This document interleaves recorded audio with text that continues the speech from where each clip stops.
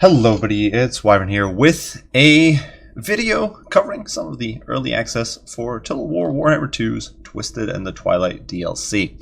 Now, CA has kindly provided me with an early access key for this DLC, and I figured a nice way to sort of kick things off would be to cover some of the new units. And in this video specifically, we are going to focus on the new units that are coming out for the Skaven. Of course, there will be another video in the near future covering the Wood Elves editions, as well as some of the campaign units that you might be seeing, and some of the highlight changes for some of the other factions as well. But for now, I did want to keep things a little bit simple and focus on one segment at a time. And kicking things off with the Twisted portion of this DLC, we are going to be looking at Throt the Unclean. And Throt is an ugly boy. A bit of a chunky rat, though certainly nowhere near the prodigious bulk of the prior DLC's Garam the Paunch. He is a well-rounded individual, and he's going to be bringing, in my opinion, some pretty nifty perks to the Skaven roster. So, as you might notice, immediately he does have regeneration, and previously, prior to this DLC, Skaven did not have any regenning lords. This meant that most of your lords were kind of squishy. Now, yes, a Grey Seer had decent magic resist and missile resist on a Screaming Bell, so he could be kind of tanky there. Yes, you could bring Agate Claw or a Warlock Engineer on Doomwheel or Doomflare, which made him kind of tanky. They could run away from danger, which is definitely nifty. But I don't think anything was quite as survivable as Throt the Unclean is. And that comes down to a few factors. First of all, Throt does have some decent resistance. He's got physical resist, he's got missile resist, and he does have nearly 4,000 HP. So that is nice to begin with. On top of that, with his regen, he can recover a lot of HP over time. His combat stats aren't terrible, so he should be able to avoid damage at least for a little bit. And besides that, he does, of course,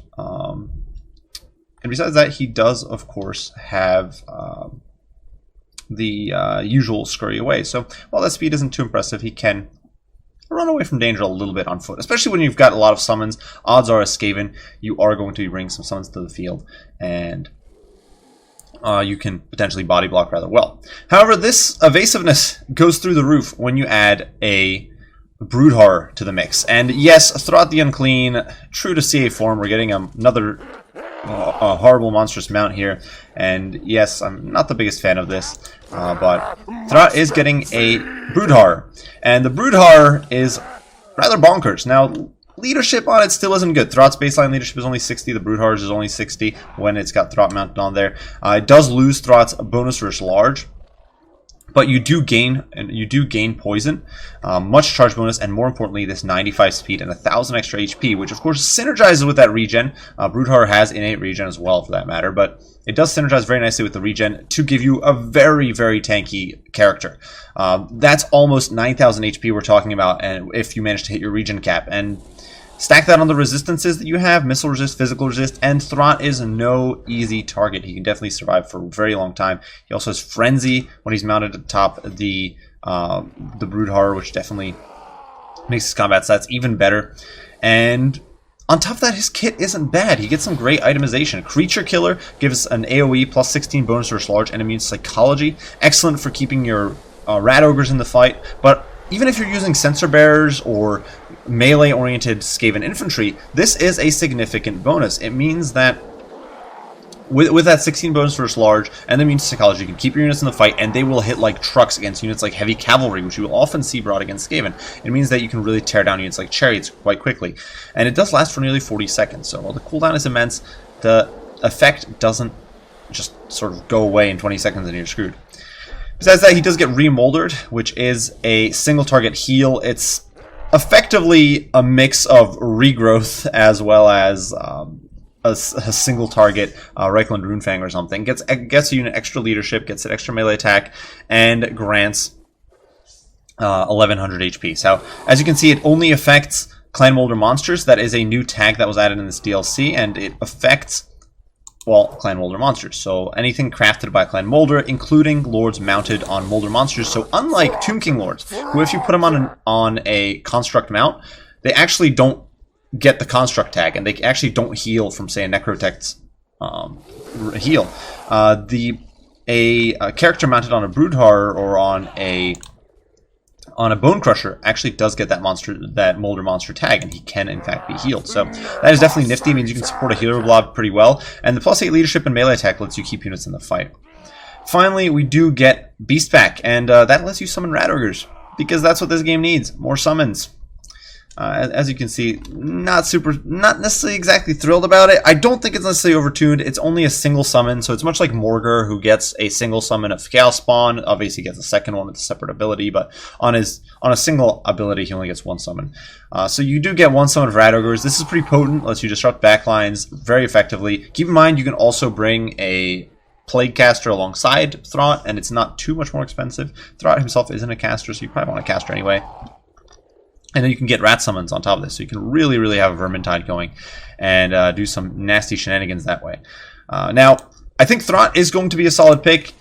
He's obviously got some very good tankiness that I don't think, depending on who you're fighting, is basically unparalleled on the Skaven roster. Obviously, if you've got a lot of AP flying around, you're not really gonna want to be relying on a Screaming Bell or a Doom Wheel, perhaps, but having a hypermobile monstrosity with regen and some resistances is going to be very nifty. And I think Throt, especially on a Broodhorror, is going to be very difficult to shut down, because with 95 speed, there's nothing that can really catch him except like an Arcane Phoenix or something, and he's going to be very, very hard to put in the dirt. And I think he could easily become a bit of a meta pick for Skaven. And his blob support isn't bad either, between Remolder and then Creature Killer, as well as some of the support items we're going to see on some of the other monster-oriented characters here, like Packmaster. He's definitely a potent sight. Now, the second Lord Edition in this DLC, and really this isn't a Lord Edition so much as it's just a Lord mount, is that the Broodhorror has been added to the Warlord. And I actually think this could be a kind of useful addition for the Skaven. Just look at that hideous beast. It's so ugly. But just look at that. But the Broodhorror gives the Warlord a new mount. Previously, you only had the Bonebreaker as an option. But it means that for 1,250 gold, this is a dirt cheap unit. You have a character, a Lord, who heals, and who can run away from trouble if needed. He's got 60 armor, which isn't amazing. He doesn't get his shield when he's mounted on Broodhorror. But he does cause fear, he does cause terror, he's got regen, he's got frenzy, poison, AP, all of that. And it only comes at the price tag of 1,250, and you can toss in some of his items, and yes, he'll be a little pricier, but compared to, say, Throt, who naked on the Broodhorror is 1,700, this bad boy is only 1,250. He's dirt cheap, and can let you essentially run an army with a very cheap Lord who can still have an impact on the battlefield. You don't have to invest a whole bunch in your character, but at the same time, it's not like you just bring a basic Warlord on foot where you don't have any Lord to speak of, essentially, where he's just worthless. On a Broodhorror, he can still have a major impact. He can still shake things up. He's got regen, so he's very forgiving, and he can escape trouble.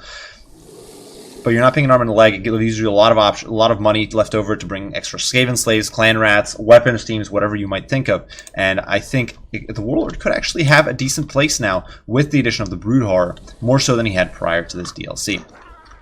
Now, moving down the line a little bit, we do have some of the other new additions. First and foremost, the Packmaster, who is the other DLC character, or one of the other DLC characters. And this guy is a kind of crappy hero on foot without any of his kit. He's honestly kind of garbage. Non-AP, anti-large, with, as you can see, pretty bad stats. No resistances and only 20 armor means this guy's going to keel over when faced with a stiff breeze, even though he might look kind of menacing with that man catcher there. He's certainly not going to be doing great work. And he costs 500 gold like this, so you know, he's pricier than an Empire Captain, for example. Obviously, he's got bonus for charge and all that, but 50 leadership is a terrible character on foot, in my opinion. But it's really when you kit him out that he starts becoming a menace. First and foremost, you can toss him on a Broodhorror, and obviously the Broodhorror is no slouch. And as we mentioned before, regen, mobility, and decent combat power with Fear and Terror is not a laughing matter. It is very, very solid. More importantly, he has some abilities that he can bring that make him rather useful, potentially even on foot. First and foremost, he's got Running with the Pack. This gives him an AoE heal that affects all monstrous units in range. Granted, there's a max of 3, but if you're fighting with a hero blob and you brought, say, a Warlord, or you brought Throt, and on top of that you've got, say, Gorrich or Chieftain mounted on a Bone Crusher or something along those lines, you can be healing, and you can actually be healing an extra on top of your regen. So you've got 4 HP per second from regen, you get another 4 HP per second from Running with the Pack. As long as you're in melee, you're getting some mad heals. And if you have Thrawn on top of that for the single target healing, it means you can really keep a blob in the fight for days. Besides that, he does have the Shock Collar. This allows him to target a clan molder monster with a significant boost to leadership, melee attack, and immune to psychology. In my opinion, useful to toss on Hounds, because Hounds have some really trash stats. This is a very low cooldown, so it's pretty easy to spam. But can also be used on to keep Rat Ogres in the fight, and honestly to help any Skaven monstrosity fight a bit better. He also does get Skaven Brew, so you can get a single cast on a single target once a game. Get a nifty boost to stats. Obviously, it does come at the cost of armor, but if it's a low armor unit, which most Skaven monsters are to begin with, you're probably running this guy alongside monsters, so this isn't necessarily the biggest loss, and you get a massive boost to melee attack in particular, which is really, really nice. He also does get the Scrying Stone, which gives him some decent survivability of his own, and just all in all makes this guy a solid support character when he's fully kitted, or even largely kitted, and mounted on a monster like this. This character really does go, in my opinion, from 0 to hero as you add more to his kit. Because baseline, very much a trash character, but even if you just toss the healing aura on him and use him on foot as a support character, I think he's a decent choice. As long as you can just keep him alive. It's kind of like the budget Mortis engine with the Warlock Engineer. And I really do think this guy could do some work there. Next up, we do have the Chieftain, and now this is the free LC character being added to the Skaven. This bad boy is, well, quite the sight. His stats are not terrible. He's a 550 gold character with AP and anti-large. Now, his combat stats are certainly not Noble or Sars Scarvet tier. That's absolutely not. 50 leadership and 2800 HP is nothing to write home about. This guy's not winning any stat contest there, but relatively cheap, gives you anti-large. Decent fighting character, and especially with the reworks to foot characters, this guy should be able to fight a little bit more efficiently. If you keep him in a blob of support troops, he should definitely do rather well for himself. However, the main thing for me is that he does get a Monster's Mount option, and he does have some very, in my opinion, useful support capabilities. So first and foremost, Shield of Distraction, -5 melee attack around him. If you're going for a monster blob, that's not a bad idea. You can get some healing support from Packmaster, and on top of that, be debuffing everything around you with -5 melee attack, which isn't bad. He does get Skaven Brew, once again, single target, lets you buff up a otherwise flimsy unit to hit far more consistently and far more effectively, so definitely pretty useful there. But it's really a few of these other options that make him, in my opinion. First and foremost, Guardian. Imagine Throt, who's already got 10% physical resist, gets another 15% from having a Chieftain nearby. And you could easily have a death ball of Packmaster, Chieftain, and Throt all sitting around, healing each other, because if they're all mounted on monsters. Obviously the Packmaster and Throt getting a major boost to their physical resist thanks to the Chieftain. So that is very, very nasty. And even if you do decide to snipe out the Packmaster, or especially if you snipe out, or specifically if you snipe out Throt, the Chieftain actually has a last ace in the hole ability here, Power Grab. And now this is a first of its kind ability as far as I'm aware, and it means that when your Lord dies, you actually get +8 leadership map wide, as long as your Chieftain himself is alive. And that is, in my opinion, huge for Skaven. It means that a faction that normally collapses if the Lord dies actually has a backup card. It has a backup play that it can pull and keep itself in the fight when it should have collapsed and routed. And honestly, one of my favorite abilities added in this patch. I think it's really cool what it can do for Skaven, but I also like the thematics of it. I think it's honestly not a terribly, I don't think it's a terribly balanced ability. I think it's just a neat addition. It's something that shakes up the meta of sort of looking for a Lord Snipe and then collapsing everything else, while simultaneously not padding Skaven with some massive artificial buffs to their combat prowess with snares or crazy ward saves or something along those lines. And I do like that. Personally, not sure I'm a fan of the Guardian. I kind of wish that was removed. I wish, in general, Guardian was kept off single entities, but I do think this will allow you to do some crazy single entity blobs, and could be pretty nasty.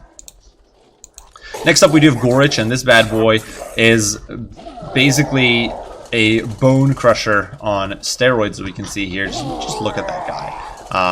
We didn't get Storm Fiends, but at least I guess we did get Gorrich. And he's just insane. He looks insane. His animations are insane. Got a pretty decent kit, sort of anti-heroes. potentially gives him, or I should say, first and foremost, his stats are not bad. He's got a bonus versus infantry of 30, so against hero characters, he is going to be an absolute menace. Massive charge bonus, speed, leadership, and armor. Honestly, across the board, he's a solid combat character, except for that melee defense, which could let him down. But throw in some healing support from Throt or perhaps a Packmaster, and you're in a much better position. Besides that, he does have Warp Frenzy, which allows him to boost himself up through the roof, especially when you stack that on a sort of anti-heroes. You can get plus 50% weapon strength to yourself for a good 30 seconds, so definitely no laughing matter there. Also has Crown of Command, so you can keep units in the fight, once again, keeping that Skaven leadership solid. And finally, you do have the Evisceration, which is a vortex he can drop on himself, just being disruptive and doing some good amounts of damage, and just really, really awesome stuff. At least in my opinion, I don't think this guy's necessarily going to be a meta pick. I don't think he's kind of some OP monstrosity on the battlefield, but I do think he's going to have his niche. I think you're going to be able to run this guy around with almost 6,000 HP. He can do a lot of damage before he goes down, and as part of sort of a mobile, monster-centered hero blob, I think Gorrich could perform, and I think it's going to be a tough choice for Skaven to choose how exactly you want to compose that sort of monster hero blob, because you've got a lot of choices. You've got the Chieftain, you've got Gorrich, you've got the Packmaster, you've got Throt, and a Skaven Warlord, all of which can synergize with that sort of build, and you got to choose. You can't run them all, so I think it's going to be interesting to see what people find to be the meta pick, or what sort of combo people really have a preference for. But Gorrich, honestly, such an amazing looking addition. I really do adore his aesthetic there. Now, moving on to the units, the first additions here, we do have the Wolf Rats and the Wolf Rats with Poison. Now, there's a lot of people who are not necessarily thrilled about these units, as they do give Skaven a significant boost to mobility that the faction previously lacked. The faction previously did not have much speed. It was the max speed you had was on something like a Doom Wheel, which is kind of a niche unit. 70 speed, obviously no laughing matter, but you didn't necessarily have units that could just chase or really efficiently disrupt backlines, chase skirmishers off the field, chase routing units off the field, because these expensive combat units are ones you want to keep in the fight. They're not something you want to waste on pursuit. And Wolf Rats are shaking that up. With 95 speed, they are terrifying if they can stay, if they get latched onto a unit and just chase it off the battlefield. They can be very disruptive, and they do have a rather respectable charge bonus at 28, so though their combat stats are not the best, they can certainly dish out the hurt on a charge. And if you're decent at cycle charging, obviously it's going to be a lot of micro, because this is a very cheap sort of spammy unit, but if you can stay on top of your micro and get your charges off, Wolf Rats can do a lot of damage. That said, I'm personally not all that sold on Wolf Rats as that great of a unit. And that really comes down to two factors. One, they cost 550 gold a piece. Wolf Rats with Poison, for example, do have somewhat better HP than, say, Hounds, but you're paying 75 gold more than you would for Warhounds with Poison. You don't get missile resist, so the HP pool is the same against missiles as the Warhounds would be, if not worse. I believe it actually is worse. Your stats are not better enough, in my opinion, to offset that, and your leadership is even worse than on Hounds. Imagine that. 38 leadership Hounds have better leadership than Wolf Rats. Wolf Rats only have 34, and they do not have strength in numbers. Unlike a lot of Skaven units, unlike a lot of Skaven monsters, and or I shouldn't say monster, but unlike a lot of Skaven infantry, or all the Skaven infantry, Wolf Rats do not have strength in numbers, and so 34 leadership is all you get. That means that if your unit finds itself, for whatever reason, surrounded, Boris dives down, clips you on the bum, you tear out instantly from any terror-causing monster.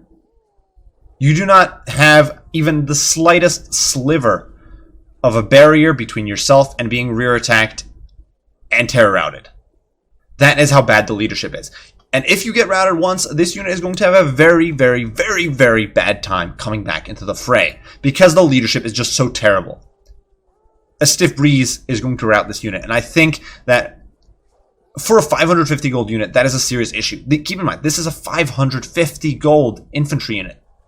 Now, that said, or light cav, so pseudo light cav unit. Now that said, it's not all doom and gloom. You do get the Packmaster. You can use the Packmaster's abilities like the shock collar, and I think the shock collar is really going to be almost a must pick with this unit. You can use them to support the Wolf Rats and keep them in the fray. You can potentially use Throt's immune psychology to try to keep your units in the fray, and there are options. Or Gorrich with the Crown of Command. there are options to keep your Wolf Rats in the fray and fighting. They're certainly not just going to be a worthless unit. Just the fact they bring 95 mobility to the table for a faction that otherwise doesn't have that much mobility is nice. But I do think the unit is going to be reasonably balanced. I think that bad leadership is going to be a major issue for them because they just cannot soak much, if any, damage without routing. I was actually using these guys in campaign. Granted, in campaign, you get leadership debuffs on higher difficulties, so that is worth keeping in mind. But just pulling out of combat and turning away from dwarves was enough to have these units wavering. So I can't imagine against a human player these guys sticking around for very long. That said, they do look neat. If you manage to rat units off, these guys are going to be excellent for chasing. And I think that they're definitely going to have their place in the roster. I just think that the hype and the concern about these guys is kind of overblown. Ultimately, 34 leadership is not very good. And these guys are going to struggle, I think, to stay in the fray without adequate support and micro to keep them in there. Next up, we do have the Regiment of Renown edition, the Pit Fighters of Hell's Deep Rat Ogres. Now, these guys are only slightly more expensive than Rat Ogres, and that really comes down to the fact they don't bring much compared to the Rat Ogres. They get immune psychology, and they get Berserk. Now, I've done quite a bit of testing, and despite the dapper color scheme, I don't really think these guys are all that good of a unit. And it really comes down to the fact that Berserk isn't a stat that does great or really belongs on a unit designed for shock attacks. When you use Rat Ogres, you really want to countercharge a cavalry unit after it's hit your Skaven Slaves. You really want to use them to rear charge infantry. You don't want to stay in a fray, charging up Berserk. And while those perks from Berserk are very, very solid for the first two stages, ultimately having a mobile unit that you need to be flexing all over the place or rampaging is just a disaster in the making. And it's, in my opinion, a reason these guys are not that good. 250 gold compared to Rat Ogres might not seem like much to pay, especially with the better stats involved and guaranteed immune psychology and Berserk on top of that. But that's two Skaven Slaves. And Skaven Slaves are really good on the Skaven roster. They give you bodies, they give you body blocking, they let you stall your opponent. And a single unit of Rat Ogres will almost do the same job as these guys because you're really trying to cycle charge them and flex them from point to point and not stay in a fight. And so for that reason, I feel like the Pit Fighters are a bit of a letdown in that sense. They don't really... It's hard to put them in a position where they perform up to key. And ultimately, they are still so squishy that if they get focused, they die very, very easily. They're not some tanky beefcake and even when Berserk procs the first stage with 22% physical resist, they're still a fairly flimsy unit. So I think these guys are going to be a bit of a niche, maybe surprise pick, maybe something if you do a Rat Ogre rush or something along those lines. But I think by and large, this unit is not something you're going to see very much of because normal Rat Ogres basically do what you need this unit to do, but cheaper.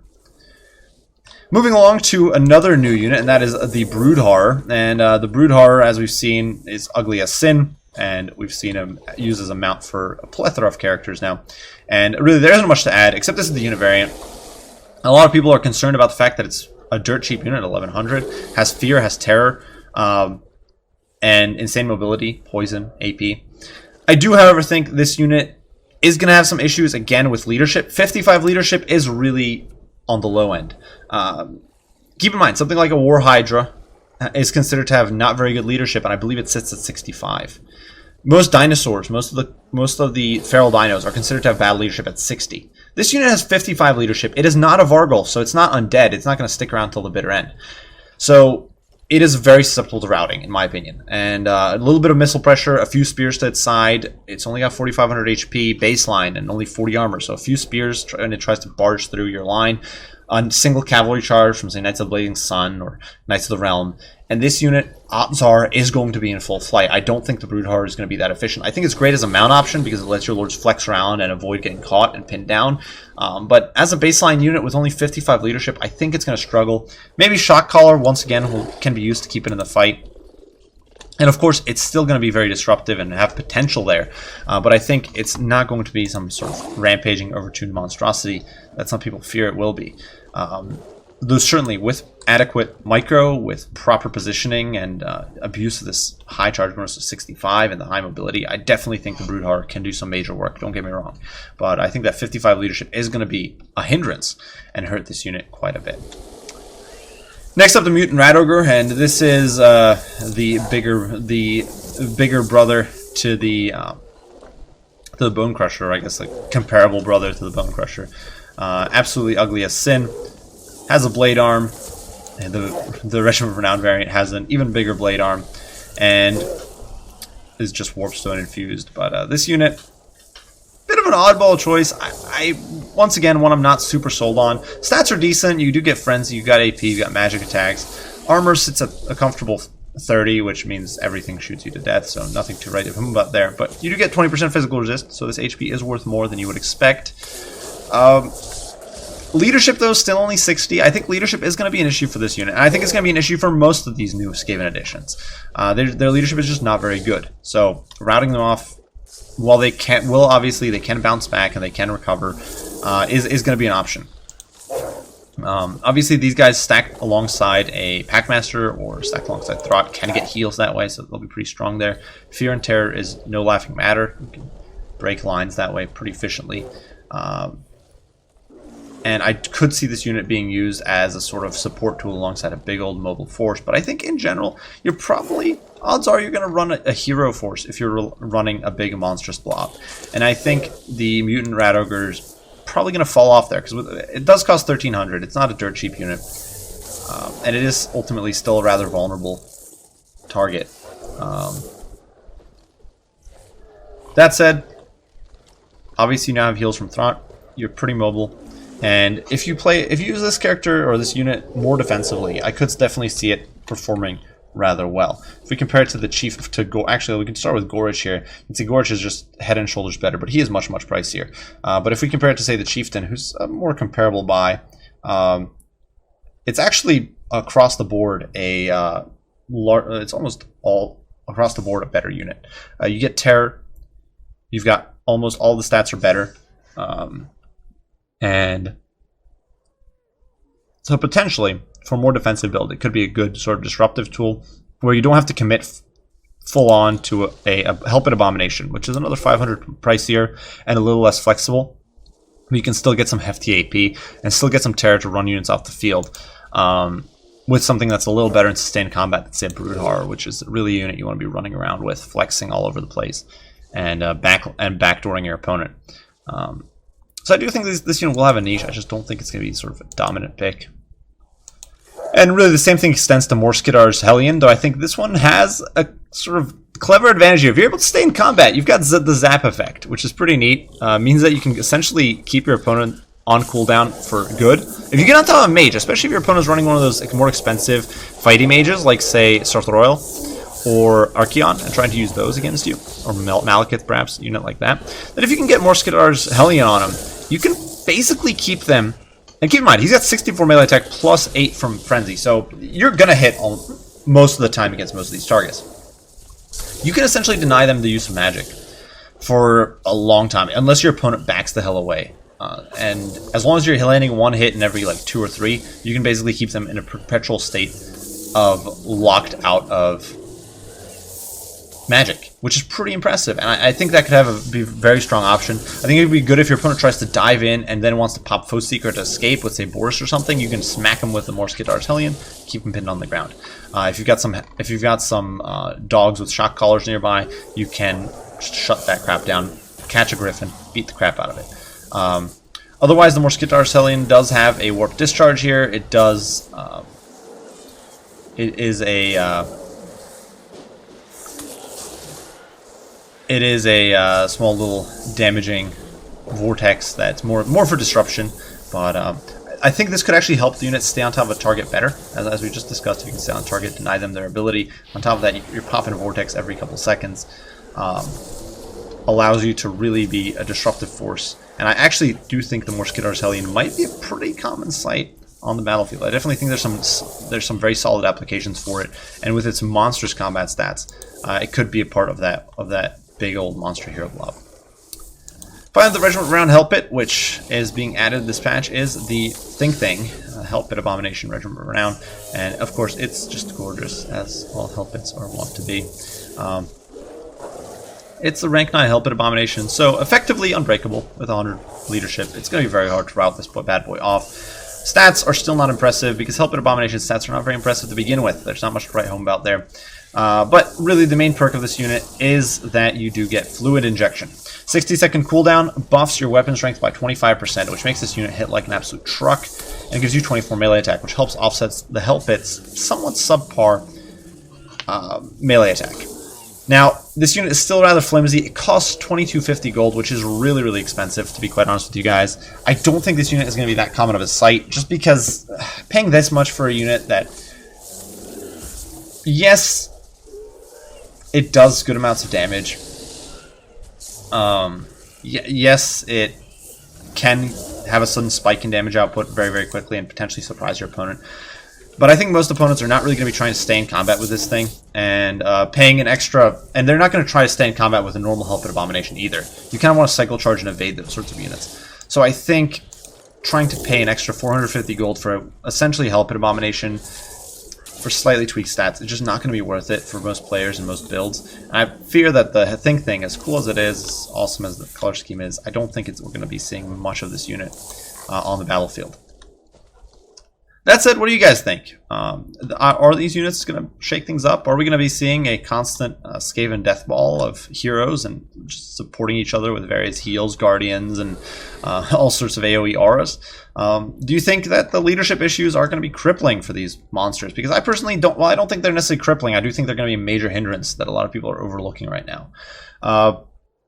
What's your take? What do you guys think? Obviously, only time will tell. The meta's probably going to take weeks to form after the patch drops, but I'm definitely excited to see how these units perform. Definitely excited to see these bad boys in action, and hopefully you guys are too. So, as always, I do appreciate all you guys watching, all your feedback, and all your support. And I will see you all in the next one. Bye for now.